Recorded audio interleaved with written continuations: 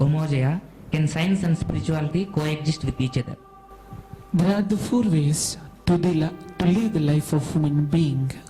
Those are the known, the second the unknown, the third is unknowable, the fourth one is the being or the emptiness.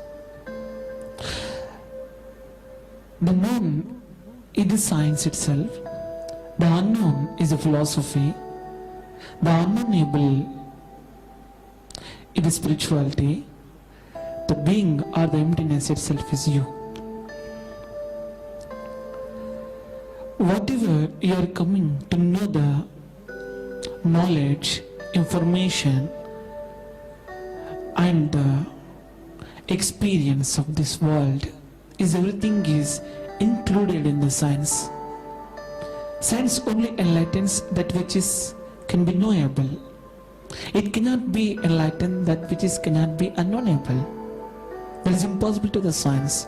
Whatever the science brings out the best from this universe, from this existence, from this total creation, is just which is useful to the body and mind and to the world itself. It cannot bring out the best from the universe and from the existence, which is useful to your being and to your life and to your essence of your soul. It is impossible to the science. The science is just the first step in the world where you can cross very easily this world. You can use the science to cross this world very easily. It's just like a ladder where you cannot get any mud of this world to cross this world. So use the science, just a ladder to cross this world. That's all. The second one, the philosophy. The philosophy needs the greatest creativity and the greatest sense of the beauty and the greatest passion for the mystery of this existence, where you can come to know and experience the truth as it is, to encounter the knowledge of the existence, to encounter the wisdom of the every creature. You need some philosophical thought, philosophical mind, philosophical path. The philosophy always is a great mediator between the spirituality and the science. Without the philosophy, the science never be completed, the spirituality never be completed. So just like a great medium between the science and the spirituality. The fourth is the philosophy. Yeah, philosophy is a gap between the unknowable to known. Unknowable to known. So this is a unknown. The philosophy always thinks about the unknown. It doesn't know at, not discovered at, not invented at, and not known at. It's absolutely vacuum. This great emptiness is there in front of the philosophy.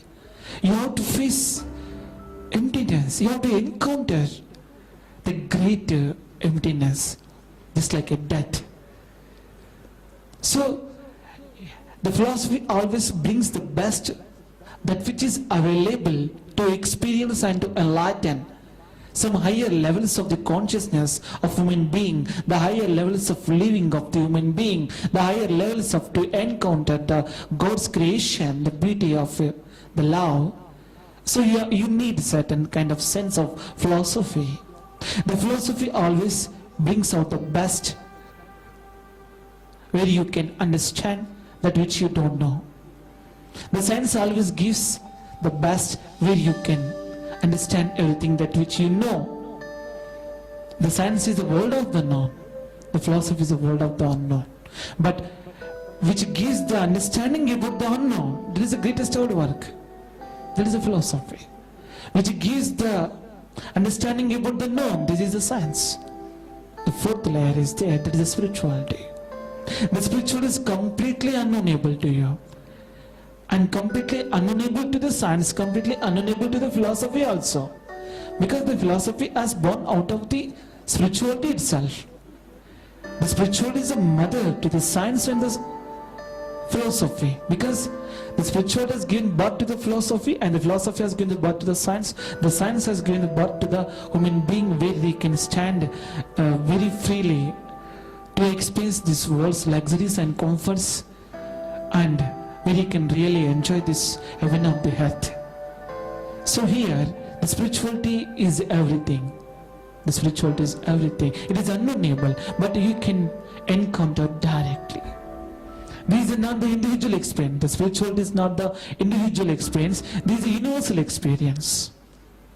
Everything is available to you, and everything is very near to you. Everything is just in front of you, but you don't know how to use it, and how to get the service of it, and how to get the life out of it. So you need one thing: how to use it, and how to get the service of it, and how to get the life out of it. So for that you need one thing, that is a being. The being shows everything to you. The emptiness shows everything to you. You need that basically. So you are the true mother or father who gives birth to the spirituality. The spirituality gives birth to philosophy. The philosophy gives birth to science. So that's why you don't say that the science and spirituality can coexist like that. No. Science is just a small kid to the being of you. You giving birth to the science. The science never gave birth to you. You created the science. The science never created you. You are the owner to the science. The science is a servant to you. The science is very lower energy levels of the world and existence and of you itself. That is your output. You are not the output of the science. Don't depend on the science. Let the science depend on you. You go on discovering the new things. You go on inventing the new things. You are the owner of this universe. So you just feel proud. The science never reaches you, but you reached everywhere to the science, Amaji.